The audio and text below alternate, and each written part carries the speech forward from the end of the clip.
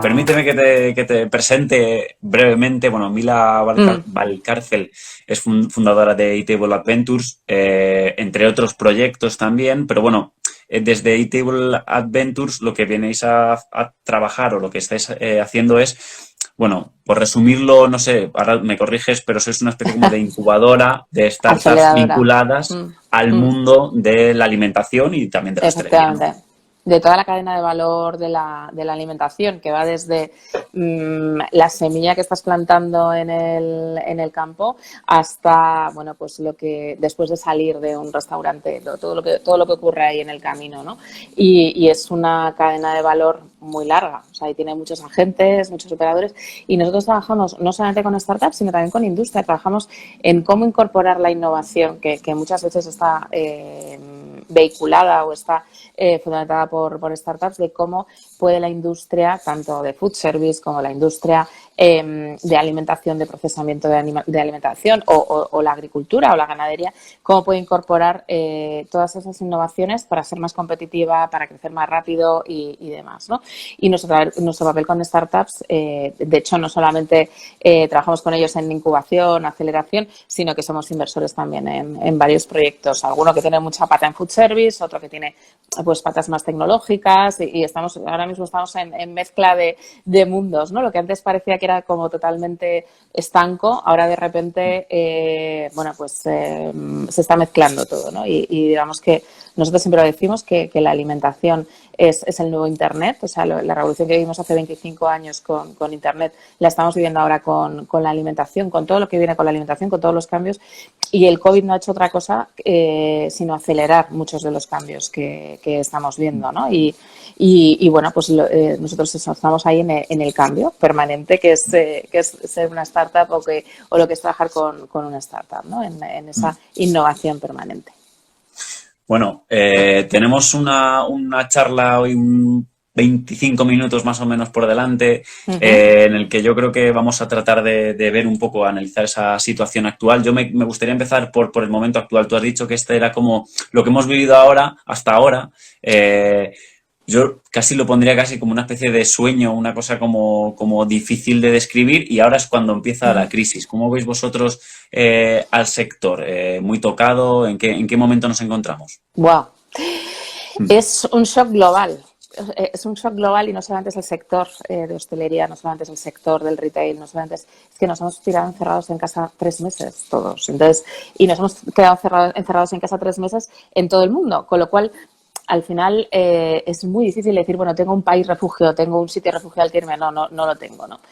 ¿Qué es lo que estamos notando nosotros? Mira, nosotros tenemos una de las participadas que tenemos, una de las empresas en las que he invertido Eatable, es una plataforma de restauración que está toda llena de sensores. Entonces, lo bueno que tiene el estar lleno de sensores es que sabemos qué tráfico ha tenido por la calle. Entonces, podemos hablar con datos de todo, ¿no? Y una de las cosas que hemos visto y que analizaba el otro día con el equipo, me comentaba que es que hubo un parón tan grande que empezó 3 semanas antes del encierro, que empezó a caer el tráfico en calle, empezó a caer. Luego cayó, pero de manera increíble, y ahora se está recuperando, pero estamos ahora mismo en Madrid, estamos a un nivel de tráfico en calle como el que puede haber en un agosto normal. Es decir, la gente todavía no ha salido a la calle. No ha salido a la calle porque todavía está trabajando desde su casa, porque hay miedo a contraer el virus, porque también hay una contención del gasto, con lo cual eso también es importante. O sea, la gente no sabe qué va a ocurrir, con lo cual cuando no sabes qué va a ocurrir, guardas. Es una cosa importante. Pero también notas ciertos atisbos de que al final hay una parte quizás que marca mucho, que está la parte económica, pero toda la parte emocional también marca, ¿no? Y estamos viendo cómo la gente está intentando por lo menos volver a las terrazas, volver a sus sitios de siempre, volver bueno, pues incorporar ciertas rutinas, ¿no? Que es el quedar, el verse y demás, ¿no? Pero es un momento complicado.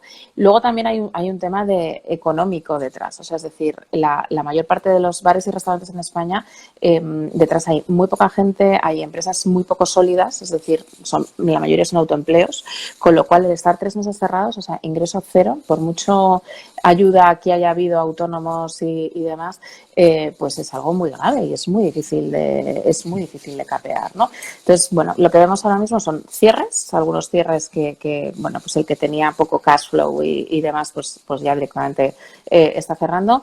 Aperturas con cierta cautela. Otros están esperando a que el que pueda aguantar va a esperar a septiembre, por lo que hemos visto.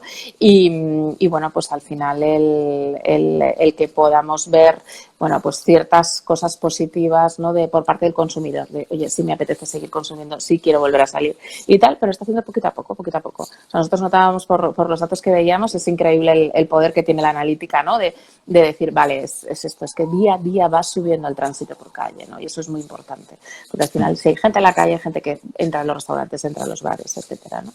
Pero hay algo como que como una expresión que en general está como bastante denostada, ¿no? El tema de la nueva normalidad, pero parece ser que esa nueva normalidad, eh, con todo el tema, por ejemplo, del teletrabajo, ¿no? La ausencia de Sí. tráfico a lo mejor en las calles es algo que quizás no va a volver exactamente a donde estaba antes, porque hay ese impulso quizás también de las nuevas tecnologías, ¿no? En el ámbito laboral ha Uh-huh. hecho que nos hayamos dado cuenta de cosas que parecía que Uh-huh. tenían cierto sentido, pero que no habíamos tenido la necesidad de empujarlas, y que quizás ahora no va a haber el tráfico en los restaurantes de las zonas de negocio como Puede había ser. hasta ahora, porque no va a haber los miles de Uh-huh. trabajadores que había hasta ahora en esas áreas, sino que igual hay una parte, un porcentaje elevado que está en su casa.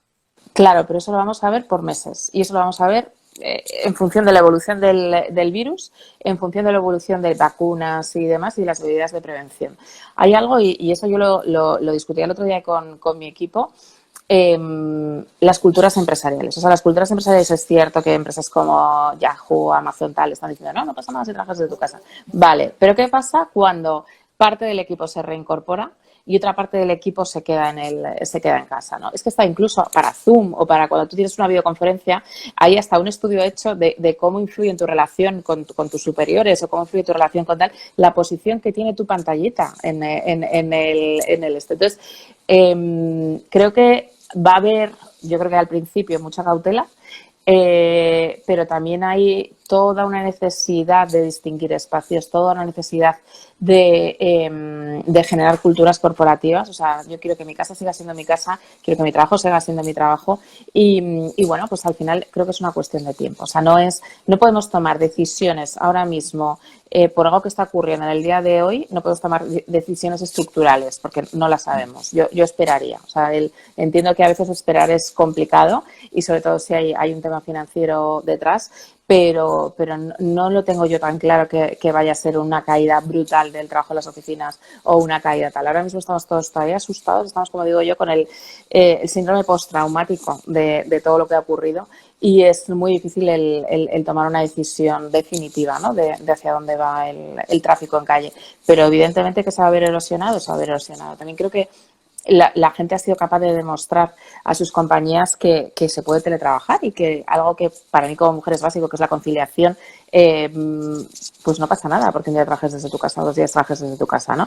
Pero también te digo que estar con los niños en casa, el trabajo y demás, no es una manera de vivir, ¿eh? O No sea, sé si eso es no es, teletrabajo, ¿eh? Eso no es es, no es, tele todo. no es sostenible, no es sostenible a largo plazo. O sea, doy fe que no es sostenible a largo plazo. Con lo cual, bueno, veamos qué ocurre ¿no? Una vez que superemos Habrá que esto. verlo. Mila, Uh-huh. estábamos comentándolo, ¿no? Este parón de 3 meses ha impulsado un mundo que no era el que teníamos exactamente. ¿Crees que ha servido esta crisis o puede servir también para desarrollar la profesionalización dentro del sector de la hostelería? Yo creo que, a ver, ha servido para cosas como que mucha gente se haya formado, y eso yo creo que es muy positivo, ¿no? El que mucha gente que no tenía el tiempo suficiente para formarse lo haya hecho. Yo creo que, fíjate, más que hablar de profesionalización, yo hablaría de empresarialización de la hostelería. Es decir, hasta ahora muchos de los modelos y muchos de los negocios eran modelos de subsistencia. O sea, tú te vas a economías mucho menos desarrolladas y te encuentras esos modelos de gano lo mínimo para sobrevivir, trabajo yo con mi familia y demás. ¿Qué ha ocurrido y qué es lo que está ocurriendo? Bueno, pues que mucha gente ha decidido que realmente tiene que dar un paso adelante y no profesionalizar solamente, sino no me sale la palabra, Empresarializar. empresarializar su compañía, o sea, realmente tener una empresa, dejar de ser, bueno, pues algo que es un autoempleo, ¿no? A poder ser una empresa. ¿Por qué ha ocurrido esto? Pues porque cuando han ido a pedir ICOs al banco, el banco les ha pedido un montón de información que muchísima gente no sabía ni de dónde sacarla, no de tal, sino de dónde salen estos datos. Cuando han ido a pedir ERTES, cuando han ido a pedir determinadas cosas, bueno, pues ha ocurrido eso, ¿no? Entonces, yo creo que por un lado hay una parte que es la parte más importante ahora mismo del tejido empresarial dentro de la hostelería que va a variar y ha visto que tiene que adoptar prácticas empresariales sólidas. Hay otra parte que ya tenía esas prácticas empresariales que son pues pequeños grupos, que nacen ya con una ambición importante, que gente que ya tiene, bueno, pues a lo mejor 2 unidades, 3 unidades, que han visto que pueden crecer y que gracias a tener esas estructuras empresariales más sólidas pueden capear muchísimo mejor la crisis, con lo cual lo que creo que nos vamos a encontrar es un proceso de concentración. Es decir, no puede haber 20 cadenas de poke, porque no da para que haya 20 cadenas de poke, porque son 20 cadenas pequeñas. Entonces, ¿por qué no 3 cadenas, 2 cadenas de poke, ¿no? Estoy hablando de poke, estoy hablando de modelos de operaciones al final, no hablo solamente de eso. Entonces, creo que también de todo esto va a salir una concentración, es decir, no vale el coger, levantar una persiana un día y aquí me pongo a vender comida, sino que tiene que haber detrás economics, tiene que haber detrás estructura, tiene que haber detrás modelos de operaciones, tiene que haber detrás un montón de cosas que hasta ahora, bueno, pues no se les notaba, no se les veía la utilidad y que creo que se van a notar a partir de ahora. Caminamos, Mila, hacia la concentración, como tú comentabas. Luego hablaremos de ese tema, pero hay otro tema que yo creo que también ha rondado mucho por diferentes motivos la cabeza de todo el sector, de todo el mundo profesional, digamos, y ese discurso o ese pensamiento social bastante generalizado de que el sector aporta poco valor o que es un sector precario también en algunos momentos, lo cual es difícil de responder en contra de esa apreciación, porque bueno, hay muchos datos de los que se conocen que indican lo contrario. ¿Tú crees que, entiendo que, bueno, con este camino hacia empresarialización del sector, caminamos también hacia un sector de mayor valor, ¿no? Hombre, yo creo que hay un tema muy importante y el por qué no se tiene en cuenta el valor que tiene la hostelería en España y el food service en general en España, que tiene que ver con cotizar o no cotizar y estar en el IBEX 35. Y soy absolutamente sincera. O sea, en Estados Unidos hay 100 empresas de food service cotizan en el NYSE. En Reino Unido tienes 25 o 30 compañías de restauración que cotizan en la Bolsa de Londres. En España hay 2. No, por hacer un equivalente, correspondería como mínimo tener 15, ¿vale? Para la población que tenemos y demás, ¿no? Entonces, al final, los números que no se dan, los números que no se afloran, los números que no se cuentan no existen. Y es que es así. Lamentablemente, cualquier sector que quiera ser tenido en cuenta tiene que tener compañías lo suficientemente grandes como para que coticen en bolsa. Y aquí todavía no hemos llegado ahí, ¿no? Entonces, a mí me recuerda un poco al fenómeno de hace ya muchos años, pero yo lo vi en la carrera, que era Zara. Yo me acuerdo cuando empezaba la carrera que Zara comenzaba a despuntar en España y demás y nos parecía como, ¡hala! ¿Cómo han hecho esto, no? Pues creo que necesitamos eso, fíjate, el de repente dar un paso adelante y bueno, pues reforzar todo un modelo para que pueda ser tenido en cuenta. O sea, gracias a un proceso que inicia Zara y que inicia Mango y otros muchos, gracias a todo eso podemos bueno, pues tener una industria sólida en el ámbito del retail de moda.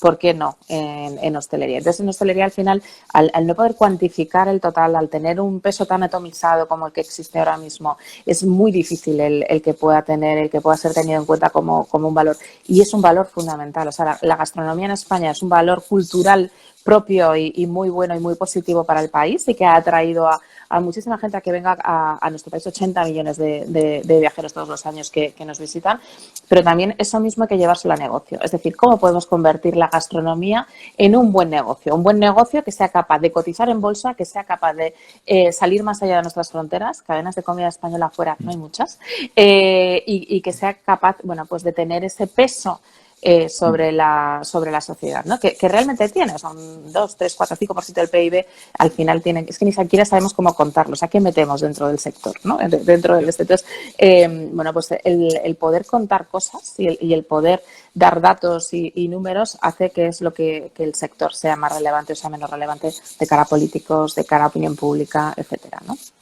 Sí, quizás hemos escuchado muchos discursos más voluntaristas sobre durante estos meses de la importancia en general del sector sin atenernos a esas cifras, ¿no?, que tú estabas comentando y que has mencionado el tema de, bueno, de otros lugares, otros países en los que también hay empresas, grandes empresas dentro del sector food service que, bueno, cotizan en este caso en bolsas, pero bueno, se trata de que sean grandes empresas y vosotros con vuestra experiencia dentro del mundo startup, el mundo, la gestión empresarial, ¿cuáles son, digamos, los espejos o los países en los que quizás deberíamos tratar de mirarnos o tratar de aprender algo?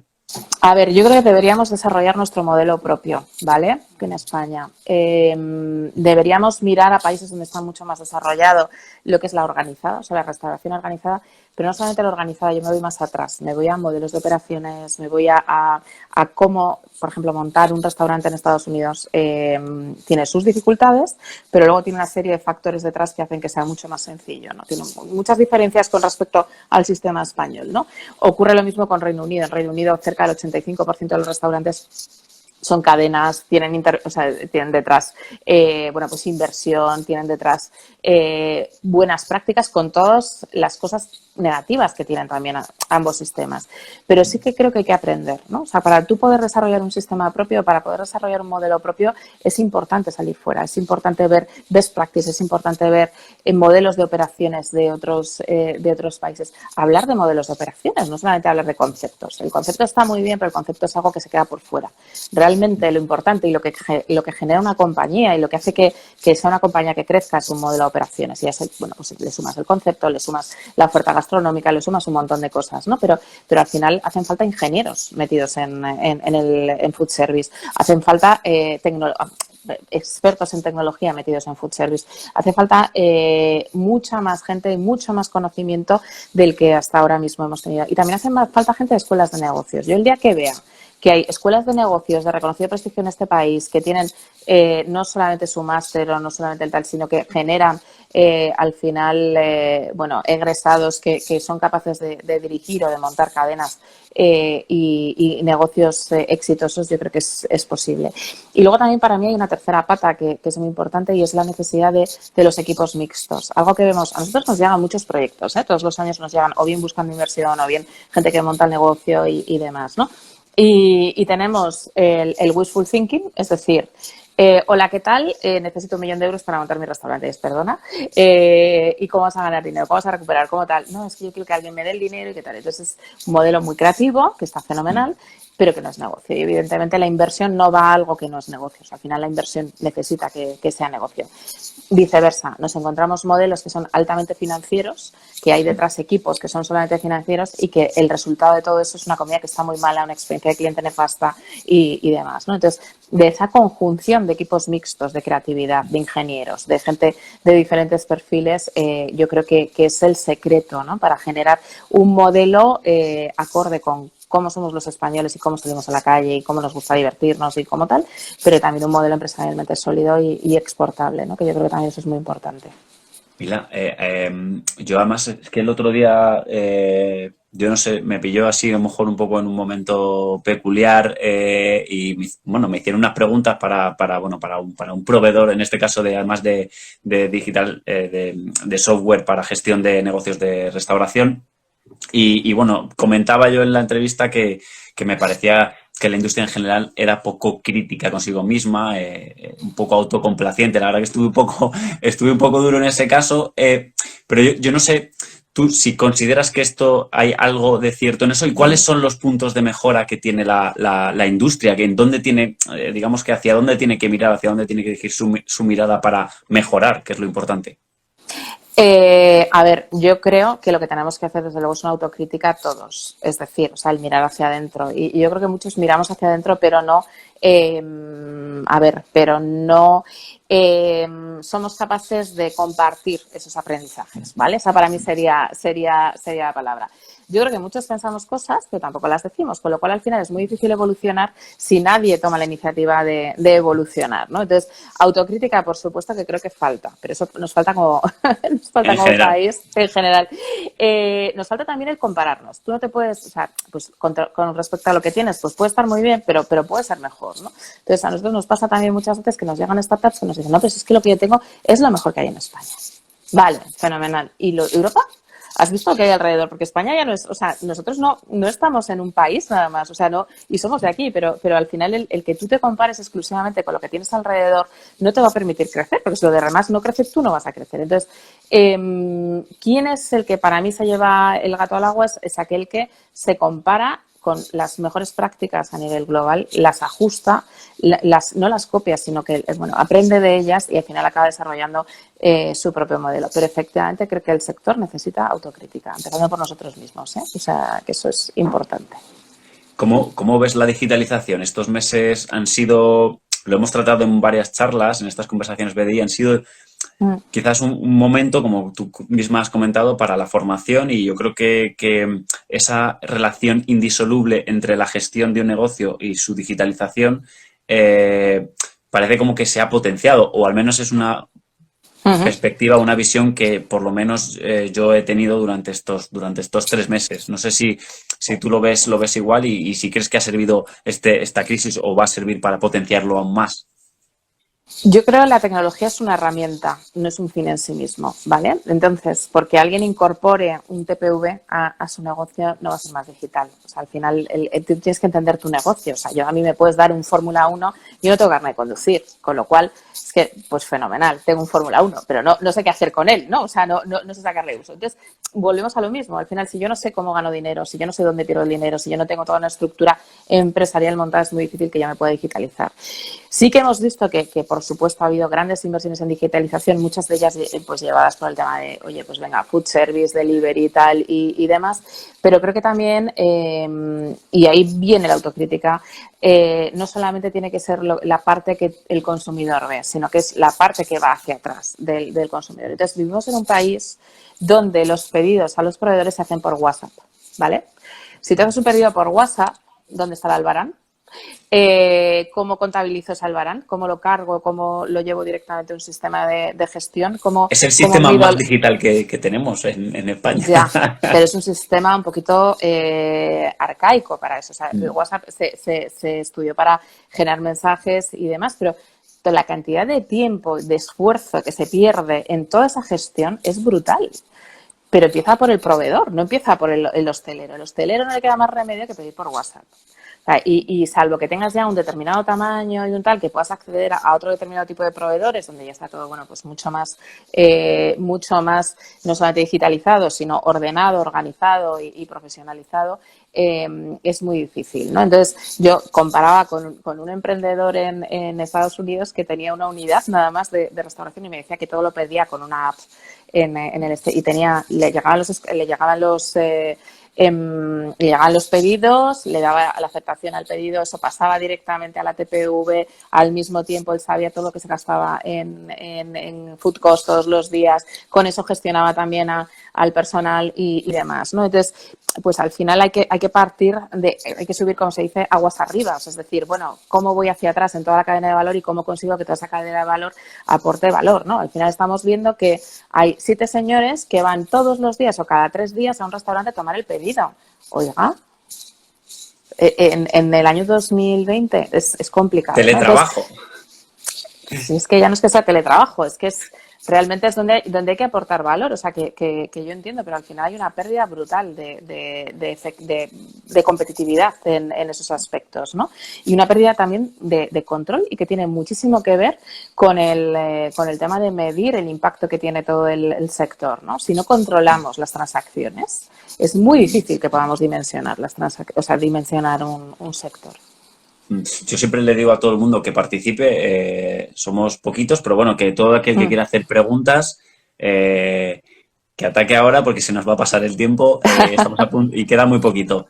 Hay un tema que además, es que ha sido ahora sí repasando un poco todo lo que ha ocurrido estos meses de atrás, muy importante el tema del delivery, porque hubo un momento en el que la única forma de dar servicio desde un restaurante era el delivery, no se podía hacer de otra manera. Nosotros aquí lo hemos tratado mucho, ha habido muchas voces críticas, ¿no? Respecto a la rentabilidad, la dificultad de ser rentables, ¿no? Con un servicio de delivery. ¿Tú crees que habrá una reformulación del delivery para hacerlo más sostenible económicamente durante los próximos meses? A ver, yo creo que no solamente una reformulación de sostenibilidad económica, sino también de experiencia de cliente, ¿vale? Entonces, no podemos estar hablando de sostenibilidad y hablar exclusivamente de la parte del coste que tiene para el restaurante, sino que también de cuánto le pagamos a la gente que nos lleva el pedido a casa, ¿vale? Porque la sostenibilidad empieza por las personas, para empezar, ¿no? Yo creo que eso es muy importante. Por otro lado, yo creo que el cómo llega la comida y cómo llega a casa, bueno, pues al final muchas veces no es de la mejor manera. Son ofertas que en un restaurante funcionan muy bien, pero que después cuando las metes en una cajita y las envías, pues ya no funcionan tan bien. Y yo creo que sí, para algo ha servido todo esto, ha sido para que la gente se replantee los economics que hay detrás del delivery. Hasta ahora, o sea, yo estaba en conversaciones con gente durante años que me decían que el delivery era rentable, que era rentable, que era rentable. Y por mucho que hicieses la cuenta de food cost, coste de personal, coste del packaging, coste del envío, etcétera, etcétera, era muy difícil el hacerlo. Entonces, ¿qué es lo que creo que va a ocurrir? Se va a repensar la oferta para el delivery. Los modelos que siguen las plataformas de delivery están muy bien para aquellos restaurantes que no tienen marca propia o no tienen una marca reconocida. Aquellos restaurantes que tienen una marca que es reconocida van a tener su propio servicio de delivery. Y también vamos a vivir a modelos tipo Slice.com, como hay en Estados Unidos. Slice.com es una app que te junta pizzerías de tu barrio. Entonces, al final son pizzerías de proximidad, bajas tú por el pedido, te lo subes y demás, y al final potencia el comercio local, y que creo que sería un modelo muy interesante para adoptar en España, ¿no? Y vamos a ir, yo creo que por ese camino, pero tiene que ser un modelo sostenible, porque si no los modelos se caen. O sea, cuando algo no es sostenible ni para el restaurador, ni para el consumidor, porque no es la misma experiencia que quiere, ni para el señor que te lleva el pedido, tenemos un problema. Vamos a atacar un poco el tema de la restauración organizada. Ya lo has mencionado al principio, hace ya un rato, y dando datos incluso pues de otros países en los que la restauración organizada está muy, muy desarrollada. Digamos que hay países como Gran Bretaña en los que el porcentaje es 75 de organizada, 25 más o menos, estoy diciéndolo así Sí, al vuelo, pero menos, 75-25. Y en España, sin embargo, es al revés. 75 de independiente y 25 de organizada, más o menos. Bueno, depende de si cuentas número de locales o cuentas facturación, ¿eh? Que eso también es diferente. O sea, que al final, claro. España es un peso muy pequeñito, ¿eh? En España. Hablamos de locales en este caso. Sí. En este caso, en facturación tiende a igualarse. Claro, económicamente en principio es más rentable la restauración organizada. ¿Tiende la independiente a desaparecer? Depende. A ver, Matices. es más rentable. Matices. Evidentemente, la organizada debe ser una tendencia. O sea, es decir, si estábamos hablando de que hay que profesionalizar, hay que darle estructura empresarial a todo, evidentemente eso puede crecer. O sea, y tiene que crecer.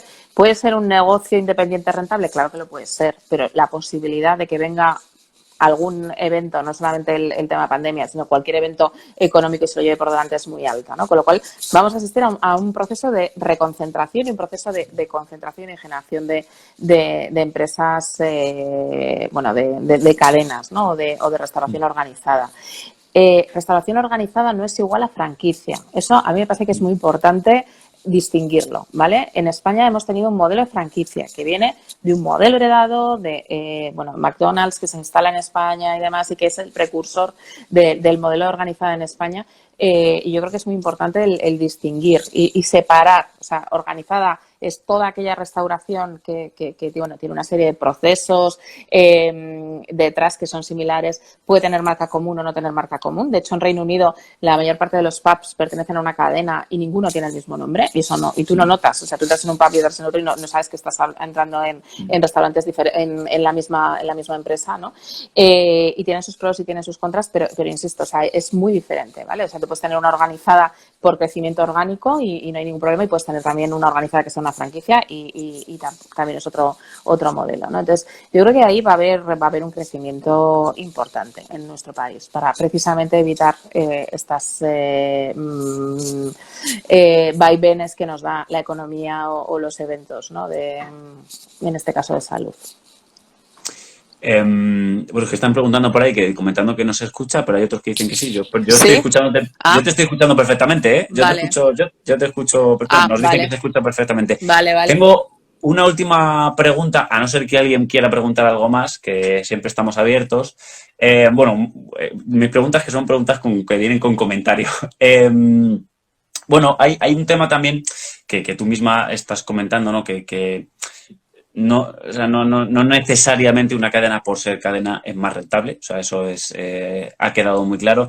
¿Cuáles crees que son los grandes errores que están cometiendo las cadenas actualmente en España? No sé si es ese modelo de franquicia heredado, como decías tú, de otro momento, una quizás excesiva estandarización gastronómica, cuarta, quinta gama, ese tema. Ya tocamos diferentes. ¿Cuáles crees tú que son esos errores de las cadenas? Yo creo que más que errores vamos a hablar de oportunidades, ¿vale? Yo creo que es más importante hablar de dónde hay esos yo creo que lo que hay es lo que hay y es lo que podía haber y ya está. O sea, contra lo que ha pasado no podemos hacer nada. Contra lo que viene sí que podemos actuar, ¿no? Entonces, yo soy partidaria de hablar de modelos de crecimiento orgánico, por lo menos hasta la unidad número 15, número 20, versus una franquicia. O sea, la tasa de mortalidad que tienen las franquicias hoy en día, que empiezan a franquiciar en el día 1, es muy alta, es muy elevada. Creo que hace falta rejuvenecer las enseñas. Es decir, desde que yo tengo uso de razón y salgo por la calle, me encuentro prácticamente las mismas enseñas, siguen existiendo. Y están envejecidas y ya está. Entonces, hay que cambiarlas porque la gente ha cambiado, la oferta tiene que cambiar y demás, si no nos vamos a encontrar algo diferente.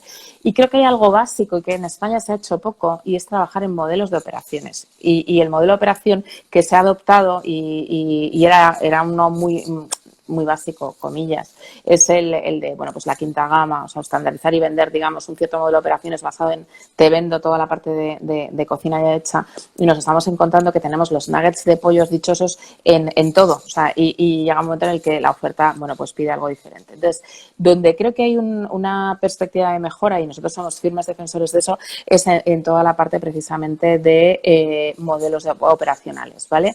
Modelos operacionales que conllevan toda la parte tecnológica, por supuesto, que conllevan toda la parte de servicios adicionales, que conllevan también la posibilidad de abrir en otros países con unas garantías de éxito mejores, pero hay que desarrollar los modelos de operaciones son propios. Entonces, para una oferta determinada tienes que tener tu propio modelo de operaciones. No es que uno me lo pueda adaptar y llevármelo a todo. Entonces, creo que por ahí va a haber un camino muy interesante y un campo importante de mejora. Y, por favor, los nuggets de pollo es que no pueden ser iguales en todos los sitios. O sea, es algo ya importante.